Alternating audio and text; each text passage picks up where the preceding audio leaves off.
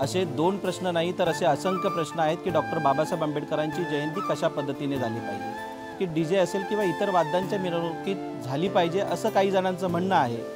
परंतु काही जणांचं म्हणणं आहे की वैचारिक दृष्टिकोनातून झाली पाहिजे। फ्लॅग्स बनवतायत, प्रत्येक जण वेगवेगळ्या पद्धतीचा डीजे बुक करतोय, कोणी रथ बुक करतोय। या चॅनलच्या माध्यमातून प्रत्येक मुला मुलीला युवतीला सांगू इच्छितो की डॉक्टर बाबासाहेब आंबेडकरांची जयंतीच्या दिवशी किमान आपण मद्यपान तरी करू नये। जय भीम। मी राजू पडवळ। आपण पाहतात दैनिक सार्वभौम राष्ट्र डिजिटल। दैनिक सार्वभौम राष्ट्र डिजिटलमध्ये आपणा सर्वांचं स्वागत। आज आपण आहोत चैत्यभूमीमध्ये। चैत्यभूमीमध्ये आपण चर्चा करणार आहोत भारतीय बौद्ध महासभेचे बौद्धाचार्य आदरणीय आयुष्यमान उमेशजी पवार साहेब। आपण त्यांच्याशी चर्चा करत आहोत। पवार साहेब, सध्या डॉक्टर बाबासाहेब आंबेडकर यांच्या 133व्या जयंती महोत्सवाचं धामधूम सुरू आहे आणि 133व्या जयंती महोत्सवाची धामधूम सुरू असताना समाज माध्यमावर दोन प्रवाह दिसत आहेत आपल्याला।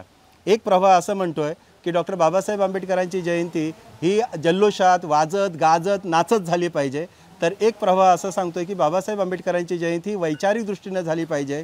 या दोन्ही प्रवाहांकडे आपल्याला आपण कसं बघता आणि आपल्याला डॉक्टर बाबासाहेब आंबेडकरांची जयंती सध्या सुरू असलेल्या जयंतीपेक्षा आणखीन चांगल्या पद्धतीनं सुशोभित जयंती कशा पद्धतीने करता येईल याविषयी आपलं मत काय?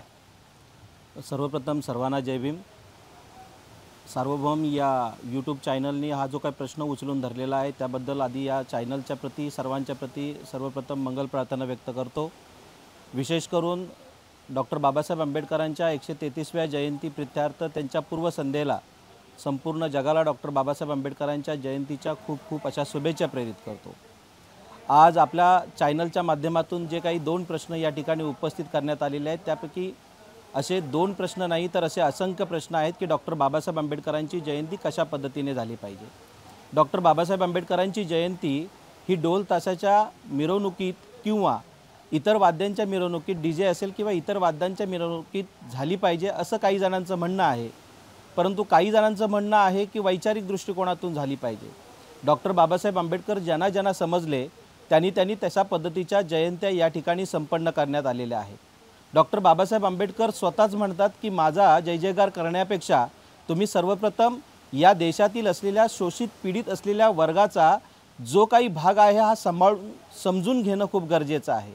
आणि म्हणूनच माझ्या जयंतीला जो होणारा जो खर्च आहे किंवा आपण जयंती निमित्ताने करणारा जो लाखो करोडाचा जो काही खर्च आहे हा खर्च कुठेतरी थांबून त्या खर्चाच्या माध्यमातून डॉक्टर बाबासाहेब आंबेडकरांना अपेक्षित असलेली जयंती म्हणजे जो बाबासाहेबांनी आपल्या सर्वांना संदेश दिला की शिका, संघटित व्हा आणि संघर्ष करा, यातील जो शिक्षणाचा जो काही संघर्ष आहे हा संघर्ष जर आपण गोरगरीब जनतेच्या प्रती, इथं असलेल्या उपेक्षित असलेल्या लोकांच्या प्रती, इथं असलेल्या ज्या लोकांना शिक्षणाचा अधिकार आजही मिळत नाही आहे त्या लोकांसाठी, जी लोक शिक्षण घेऊ इच्छितात अशा मुलांच्या प्रती मुलींच्या प्रती जर आपण तो जयंतीचा जर पैसा हा जर अनाठाया चाललेला आहे तो जर तिकडे खर्च केला तर डॉक्टर बाबासाहेब आंबेडकरांची जयंती ही जगातच नव्हे तर या विश्वात सर्वसामान्य माणसापर्यंत पोचणारी जयंती असेल की जी आपल्याला अपेक्षित आहे। आज आपण प्रत्येकजण पाहतोय की प्रत्येकजण वेगवेगळ्या पद्धतीचे फ्लॅग्स बनवतायत, प्रत्येकजण वेगवेगळ्या पद्धतीचा डीजे बुक करतोय, कोणी रथ बुक करतोय, कोणी कशा पद्धतीने जयंती साजरी करावी याचं विवेचन करतोय। मात्र या डॉक्टर बाबासाहेब आंबेडकरांच्या प्रत्येक अनुयायांनी आपण सर्वांनी समजून घेतलं पाहिजे की डॉक्टर बाबासाहेब आंबेडकर या जगातील एक असे महापुरुष होते की ज्यांनी शिक्षणावर प्रेम केलं, ज्यांनी बुद्धाची मैत्री आपल्या सर्वांना दिली, ज्यांनी बुद्धाची शील सदाचार आचरण आपल्याला शिकवलं, त्या डॉक्टर बाबासाहेब आंबेडकरांची जयंती ही जगात नाविन्यपूर्ण झालेली असली पाहिजे की जी ढोल ताशावर नाही तर ती वैचारिक दृष्टिकोनातून झाली पाहिजे, ममतेने प्रेमाने करुणेने ती संपन्न झालेली पाहिजे। डॉक्टर बाबासाहेब आंबेडकरांनी दिलेला शिक्षणाचा वारसा घेत ही जर जयंती आपण किमान 24 तास जरी नाही म्हटलं तरी किमान 18 तास जर अभ्यास करून डॉक्टर बाबासाहेब आंबेडकरांना ही जयंती जर समर्पित केली तर बाबासाहेबांनी दिलेला हा शिका, संघटित व्हा आणि संघर्ष कराचा जो काही संघर्ष आहे हा आपल्या प्रती सर्वांच्या प्रती लागू होऊ शकतो।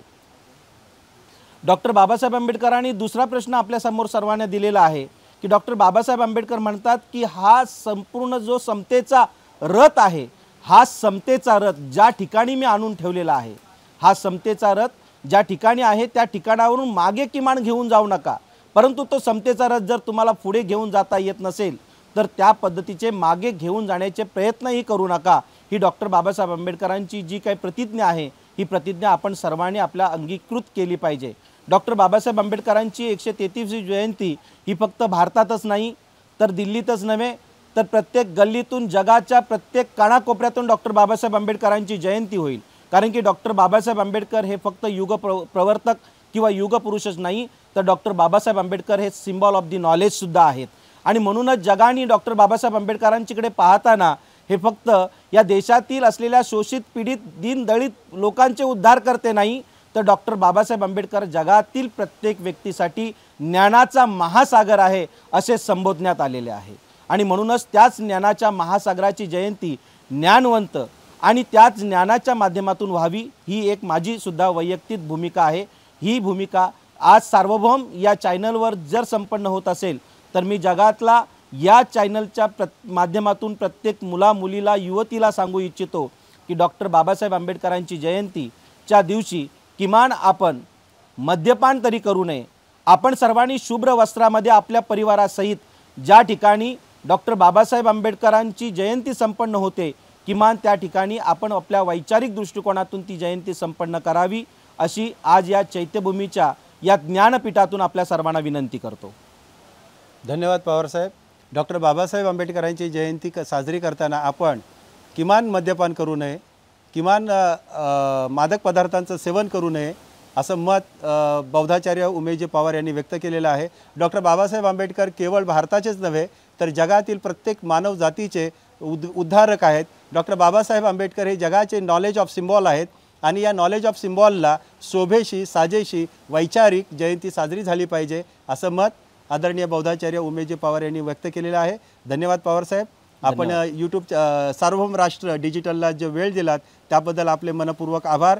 आपल्याला जयंतीच्या या मंगलमय सदिच्छा मी व्यक्त करतो आणि आपणास अपील करतो की आज जर आपण सार्वभौम राष्ट्र डिजिटल हे जर चॅनल सबस्क्राईब केलं नसेल तर सबस्क्राईब करा, शेअर करा, चॅनलवर कमेंट्स करा आणि हो चॅनलचा बेल आयकॉन दाबून आपलं चॅनल सबस्क्राईब करा म्हणजेच या चॅनलवर येणाऱ्या नवनवीन व्हिडिओ आपणापर्यंत पोहोचविणे सहज शक्य होईल। धन्यवाद।